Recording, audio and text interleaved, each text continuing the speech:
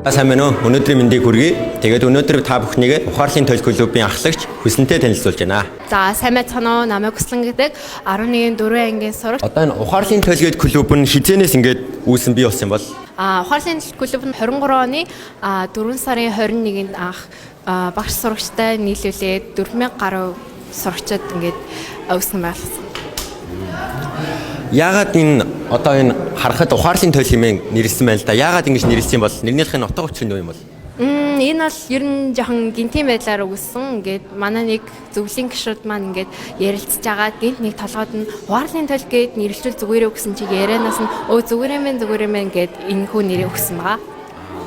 Тэгвэл энэ ухаарлын төлөв клубын яагаад ингэж нээх хүссэн бол учир шалтгаан нь юунд байна? Манай сурагч маань түрүү жилийн намар авсан судалгаагаар ингээд унших бичих чадвар сул байсан учраас ингээд манай ухаарлын төлөв клуб нэгдээд сурагчдынхаа унших бичих чадварт нь түлхүүн анхааруулахаар ингээд ухаарлын төлөв клубаа нэгдсэн. Зөв. За тэгвэл энэ клубийн хүрээнд нөгөө нийгэм тустай бидний хичээл сурлага ямар нэгэн сургууль тустай ямар үйл ажиллагаанууд хийж исэн бол тэнцвэрээс хуваалцаач. Намын баяр гэж болдог, намар хавар гэж хоёр удаа болдог. Тэгээ манай клубын анх 2023 онд ингээд хаврын намын баяраараа ингээд 4 сард ингээд намын тэмдэглэлээр ингээд үзэсгэлэн гаргасан. Мөн сурагчд ингээд намын сандаа ингээд фонтыг нэмэгдүүлэхээр ингээд ном хандсан байгаа. Энэ нь болохоор манай сурагчдад болохоор өвлгөр дуурайл босон гэдэгт итгэлтэй байна. Тэр их үйл ажиллагаануудаас үлдсэн хамгийн гоё дурсамж нь юу вэ? Сэтгэлчийн ингээл хамгийн ихэнд орж байгаа дурсамж. Анх хаврын намын баярыг ингээ манай клуб үүсгэхэд хамгийн анхны үйл ажиллагаа болохоор амар догтлж исэн, сандарч исэн.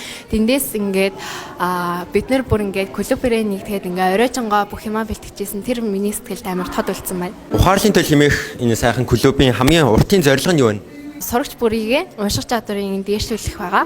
Энэ клубын үдий зэрэгтэй хүрэхэд хин хамгийн их тусрагсан бай тэр үндэ хэлэх үг байна уу? Манай клубыг удирдан зохион байгуулах түлхүү бид бүхэн зөвлөгөө өгдөг цэнцэрэн менежертэй баярлалаа гэж хэлье. Мөн бас ингээд бид бүхний үйл ажиллагааг дэмжиж анги удирдсан багш нартаа бас баярлалаа гэж хэлье.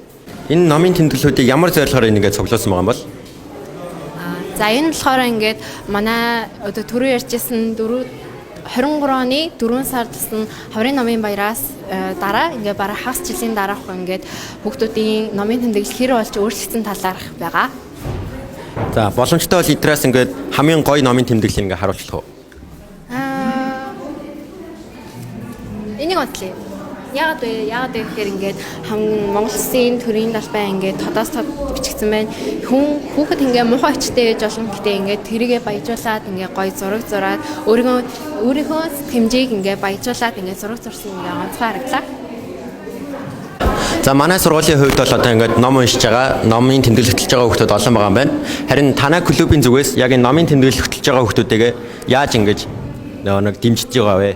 За манай клубээс болохоор хүүхдүүдийгээ дэмжих зорилгоор номыг хэрхэн уншдаг болох вэ? Номын тэмдэглэл хэрхэн хөтэлдэг болох талаар сургалт оруулдаг байгаа. За тэгээд ном хэрхэн унших дуртай болох талаар бид нар номын факт, сонирхолтой фактууд, номон дотор ямар сонирхолтой зүйл байж болох вэ? Номоос юу сурах боломжтой вэ? Ном уншдаг хүн ямар үр ашигтай байдаг вэ? Талаар ордог. Харин номын тэмдэглэл хэрхэн хөтэлдэг болох вэ? Талаар болохоор бид нар номын тэмдэглэлүүдийн яг ямар дараалал хөтэлдэг вэ, юу хийвэл зохих вэ гэдэг дээр зөвлөгөө өгдөг байгаа. За тэр хэрвээ нэг боломжтой бол энэ зөвлөгөөнүүдээс ямар зөвлөгөө байдаг талаар биднээс товч өгөө тодорхой хэлж өгөөч. Номын тэмдэглэл хэрхэн хөтэлдэг болох талаар болохоор хамгийн түрүүнд мэдээж номын нэр, дараа нь номын зохиогч, тэгээд хүүхдийн уншиж эхэлсэн он сар болон дууссан он сар, дээрэс нь гол санаа, чамд төрсэн сэтгэгдэл, тэгээд чиний өгсөн үнэлгээ зэрэг орох болно. Дуртай бас ишлэлээч оруулж болно. Зөвхөн баярлалаа. Харин одоо ухаарлын төлөв клубын гишүүн Насан Үлзийтэй та нарыг уулзуулъя. Сайн байцгаана уу? Намайг Насан Үлзий гэдэг. Би 12-ийн 3 ангийн ахлагч. Олоолаа унших гэсэн бичиг маш том өнгө өлгцэн байна л да. Энэ яг ямар утга бол? Одоо сүүлийн үед ер нь бол хүүхдүүдийн нэг унших чадвар ер нь айгүй бага байсан. Тэгээ бид нар ингээд чадварын юм судалгаа явуулсан чинь ингээд ер нь ихэнх хүүхдүүд ном уншдаггүй, тэгээ бичих чадвар муу байсан. Тийм учраас бид нар ингээд аль болох олон цар хүрээтэйгээр бид нар ингээд номын үйл ажиллагааг явуулж эхлэгээд энэ манай энэ клуб байгуулагдсан байгаа. Тэгээ бид нар ингээд олоолаа уншигээд одоо энэ Нацаг доржийн 117 жилийн ойд зориулаад ингээд номын тэмдэглэлийн 9-12 дугаар ангийн тэмдэглэлүүдээр үзэсгэлэн гаргаж ингээд бусад хүүхдүүдэд үлгэр жишээ номын тэмдэглэл хэрхэн хөтлөх вэ талаар ингээд ерөнхийдөө бол үзүүлж байгаа гэсэн. Нэг тэмдэглэл үзүүлээч. Энэ дээр одоо би миний одоо анхаарал татдаг байгаа энэ хүүхдийн тэмдэглэл. Энэ ингээд айгуу гоё юм одоо өөрийнхөө бүтээл сэтгэлээ ингээд хөгжүүлээд маш олон төрлөөр ингээд баримтлын шавраар хийгээд 3D болгосон байх жишээний ингээд номын тэмдэглэлийг бол ер нь бол сэтгүүн цар хүрээшнийг яахгүй бүтээл сэтгэлгээтэй тэгээд бичих чадвараас сайжирдаг. Тэгээд өөрийгөө илэрхийлэх чадвар болон бусдад номоо уншсан номныхоо талаар ойлголтыг ер нь бол маш тодорхой ойлгож чаддаг нэг юм дагуу талтай байгаа. Тэгээд энэ хүүхдийн номын тэмдэглэл миний надад аягүй их тусч байна. Үнэхээр бас нүд шууд ингээл харахаар номын тэмдэглэл байна. Маягтай. Хуучлаг маягтай гинэ. За та нарын өнөөдөр 11-ийн 12-ийн 3. 12-ийн 3 багийн ангийн ахлагч нас үлзэдэ уулзлаа. Баярлалаа. Баярлалаа. Баяртай.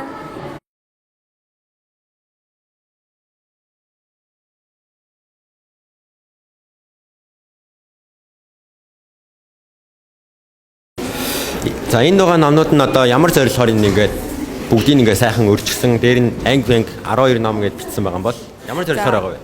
Энэ нь болохоор яг хүүхдүүд өөрийн хүсэл сонирхлоор цуглуулсан номнор байгаа. Энэ хичнээн ном байгаа юм би. Харин энэ их номнуудыг хэрхэн цуглуулсан бэ? Яг нэг жилийн хугацаанд 2000 гаруй хүүхдүүдийн эцэг их хасран хамгаалагчид маань нийтдээ 1000 гаруй номнорыг цуглуулад байгаа. Одоо энд 1000 ном байгаа гэсэн үг юм ба шүү дээ. Тий. Энэ хандив үүж ингээд энэ цуглуулахад нөгөө гүн тусалцаа үзүүлсэн эцэг эхчүүд хүмүүст хүүхдүүд сурагчдаа юу хэлмээр байна? За хүүхдийнхээ оюунд үнэтэй хүргэн оронд хийсэн эцэг эхчүүд болоод багш нартаа маш их баярлаа. Чамтай зүгтээ ингээд ангиудаа ахлаад байж байгаа найзууд дүүнер ах иш нартай хандаж хэлэх үг байна уу? Найзуудаа ээж аавынхаа хандуулсан намыг цэвэрхэн эдэлж удаан эдлгээтэй солилцож уншицгаая. За баярлалаа. 12 ангийн сурагч Анунготой уулзлаа. Ярилцлаа гэсэн баярлалаа Анунго. Баярлалаа. Одоо 9 ангийн сурагч Мянган-баяртай та нарыг уулзруулъя. За сайн байна Мянган-баяраа өөрийгөө танилцуулаарай. Сайн байна уу? 9 ангийн ухаарлын төлөв клубын ахлагч Т Мянган-баяр байна. За Мянган-баяраа чиний хизэнээс ном уншиж эхэлсэн бэ? Манай анги яг 7 дугаар ангиас би бол бас л 7 дугаар ангиас уншиж эхэлсэн. Одоогоор чиний хувьд хичнээн ном уншсан гэж бодож байна өөрийгөө. 30 гаруй л ном гэж бодож байгаа. Чиний хувьд ямар төрлийн ном унших дуртай вэ? Амар сонирхлыг чи ямар төрлийн ном татдаг вэ? Сонгодог зохиол унших ер нь дуртай. Одоо чинь ингээд чиний хамгийн унших дуртай сонгодог зохиолыг чи нэг нь нэрлэвэл явах уу? Одоохондоо бол нэг дүүлнэс гээд нэг маш гоё ном уншаа. Дотроо маш гоё алдартнуудын тухай. За чиний хувьд ном уншихын арт тус нь юу гэж боддог вэ? Одоо чөлөө цагаа зөв өнгөрөөх, цагаа зөв ашиглах юм болов гэж боддог. Өөрийгөө хөгжүүлэх талаар. За одоо чамтай зүг ингээд ангиудыг ахалж байгаа, чамд ингээд тусрууч байгаа ингээд ах ихч тэгээд найзуудтай хандаж хэлэх үг байна уу? Бага мэдгүй чадахгүй зүйл дээр нь тусалдаг. Тэгээд одоо зөвлөгөө өгдөг эгч нартай баярлалаа. Ах нартай баярлалаа л гэж хэлээ. За 9 ангийн сурагч Т Мянган-баяр. За сайн үсэл ингээ өдрийн мэнд өөрийгөө тав танилцуулаарай. За би 9 ангийн суралцдаг. Дэслингээ гэдэг. Номын ухаарлын төлөв клубын гишүүн байгаа. За танай ангийн хувьд бас маш их ном цуглуулсан байна. Бус ангиудаас их ном цуглуулсан харагдаж байна. Тэгээд танай ангийн хувьд эцэг эхчүүдийн хандив, сурагчдын хандив, багшийн ном гэснээр одоо яаж энэ их номнуудыг цуглуулж тэгээд бас их л хөдөлмөр байна те? Яаж эд номнуудыг цуглуулсан юм бол? Энэ олон номыг цуглуулад талаас бол цуглуулсан. 100 номыг нь бол манай анги ингээ эцэг эхчүүд ингээд мөнгө цуглуулад мөр номоос ингээд 100 ном шиг ингээд худалдаж авсан байгаа. Зарим нь ингээд том зохиолууд нь багшийн бас төв нэмэр байгаа. Нөгөө нэг та нарын эцэг эхчүүд мөнгө нийлүү цуглуулад номнуудаа шинээр аваад биднийг уншаарай гэж өгсөн юм биш тийм үү? Тэгээд дээр нь багч нэмсэн байна. Үнэхээр сэтгэл гаргасан байна. Үүнд нь талархъя баярлалаа. Баярлалаа.